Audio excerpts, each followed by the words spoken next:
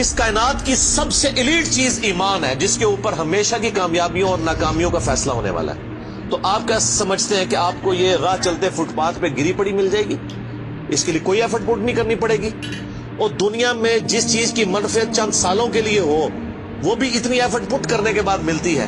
اور جس سے ہمیشہ کی کامیابیاں آپ کا مقدر ہونے والی ہیں، آج سمجھتے ہیں کہ وہ آپ کو چنگے جی لگ جائے گی، مفت میں ہی مل جائے گی. نہیں، ناٹ ایٹ آل.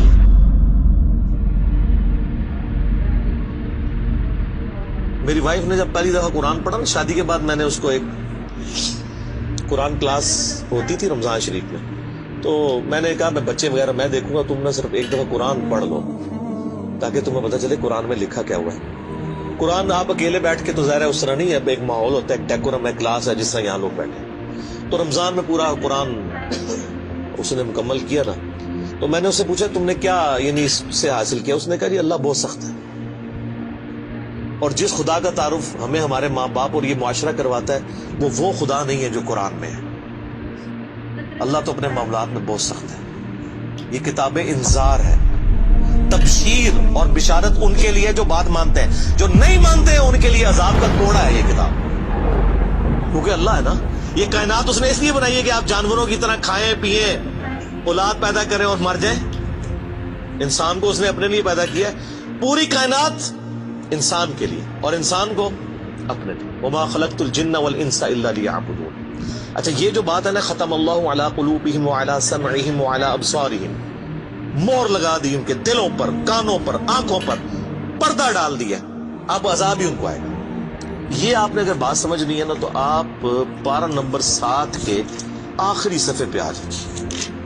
سورۃ الانعام میں آیت نمبر ہے 110، 7ویں پارے کی آخری آیت. آپ کے یہ بلو والے قرآن میں 142 نمبر پیج کی آخری آیت 110 نمبر. وَنُقَلِّبُ أَفْئِدَتَهُمْ وَأَبْصَارُهُمْ، ہم پھیر دیتے ہیں ان کے دلوں کو اور ان کی آنکھوں کو، عقل اور ان کی آنکھوں کو، کہ وہ حق بات قبول نہ کریں. حق سے اللہ فرماتا ہے کہ میں ان کو حق سے اندھا کر دیتا ہوں. کما لم یؤمنوا به اول مرہ، جس طرح کہ انہوں نے بھی تو پہلی دفعہ جب ان کے اوپر حق کھلا تھا انہوں نے ایمان لانے سے روح گردانی کی تھی نا، اب یہ چاہیں گے بھی نہ تو میں ان کو اسلام کی طرف نہیں آنے دوں. وَنَذَرُهُمْ فِي طُغْيَانِهِمْ يَعْمَهُونَ، اور میں ان کو چھوڑ دوں گا اپنی سرکشی میں بھٹکتے پھرے.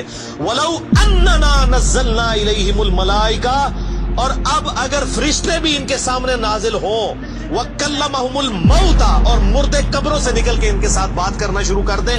وَحَشَرْنَا عَلَيْهِمْ كُلَّ شَيْءٍ قُبُلًا، اور ہر چیز جن کا ان سے وعدہ کیا تھا ان کی آنکھوں کے سامنے آ جائے، قیامت بھی، عذاب بھی، سب کچھ بھی. مَا كَانُوا لِيُؤْمِنُوا، پھر بھی ایمان نہیں لے کے.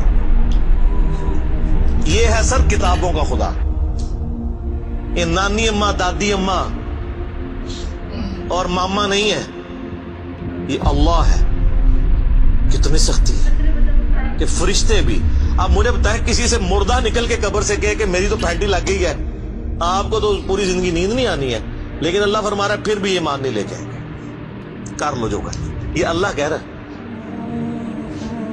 ہاں الا ان یشاء اللہ، ہاں اگر اللہ ہی چاہے زبردستی کسی کو اس طریقے سے ہدایت دے تو وہ الگ بات ہے. ولکن اکثرهم یجہلون، لیکن اکثر لوگ جہالت کا شکار ہیں. وہ اپنی وشفل تھنکنگز کے اندر، امانیہم جنہیں کہا گیا ہے، وہ ان میں پھر رہے پھرتے رہے. اللہ تعالیٰ اپنے معاملات میں بہت سخت ہے میرے بھائیوں. اللہ کو سیریس لینے کی ضرورت ہے. ظاہر ہے اس کائنات کی ایک ہی حقیقت ہے، وہ اللہ ہے. اگر اس کو کوئی سیریس نہیں لیتا تو اللہ تعالیٰ کے لیے کیا ہے؟ وہ تو اپنے نبی سے 3 دفعہ قرآن میں کہلوا رہا ہے، قل انی اخاف ان عصیت ربی عذاب یوم عظیم. اے نبی تم فرما دو کہ بالفرض اگر میں بھی اپنے رب کی نافرمانی کروں تو مجھے خود اس بات کا ڈر لگا ہے کہ بڑے دن کا عذاب مجھے بھی آ پکڑے گا. جی سورۃ الانعام، سورہ یونس، سورہ الزمر، 3 سورتوں میں یہ ایک آیت 3 دفعہ آئی ہے.